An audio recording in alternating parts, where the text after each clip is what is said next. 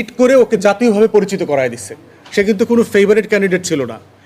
এবং তারপরে এই যে বাম বলয় টলয় বিভিন্ন জাতীয় পত্রিকা ডেলিভারেটলি কিছু মানে অজনপ্রিয় প্রার্থীকে ফার্স্ট পেজে কালারফুল 3 কলাম 4 কলামের নিউজ করে এমনভাবে পোট্রে করছে যে সে অলরেডি ভিপি হয়েই গেছে, অথচ ব্যাপক ভোটের সাথে তার মানে সে হাঁটছে। আর শিবিরকেও মাথায় রাখতে হবে যে ভাই এত খুশি হওয়ার কিছু নাই, দেশে ইসলাম বিজয় হয় নাই।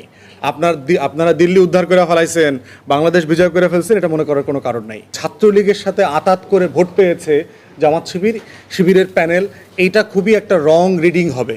এবং এটা যেটা হবে, এই দলগুলো ছাত্র সমাজ থেকে আরও বেশি বিচ্ছিন্ন হয়ে যাবে। কারণ ছাত্রছাত্রীদের ইন্টারভিউ দেখেন, আমি দেখলাম আপনার টি শার্ট পরা, শার্ট পরা মেয়ে, জিন্স পরা মেয়ে সাদেক কায়েমকে ভোট দিচ্ছে। তো এখন এইটা তো জামাত শিবিরের সাথে তো এটা যায় না, তো তাকে ভোট দিয়েছে কেন? সে বলতেছে যে আমি শিবিরের এই ভাইদের সাথে নিরাপত্তা বোধ করি। সিম্পল জিনিস যে আমি ছাত্রদলের ছেলেদেরকে দেখলে আমার গুন্ডা পান্ডা মনে হয়। এখন এটা তো কেউ মনে করতে পারে ভাই, তার তো স্বাধীনতা আছে।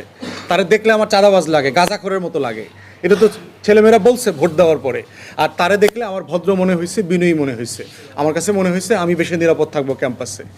তাহলে এই যে ভোটিং প্যাটার্ন, এই ভোটিং প্যাটার্নের ভিতরে অধিকাংশ প্যাটার্ন হচ্ছে আমি তাকে পছন্দ করি না, তাকে ভালো লাগে না, তাকে আমার নিরাপদ মনে হয় না, তাকে ভোট দিলে ক্যাম্পাস ভালো থাকবে না।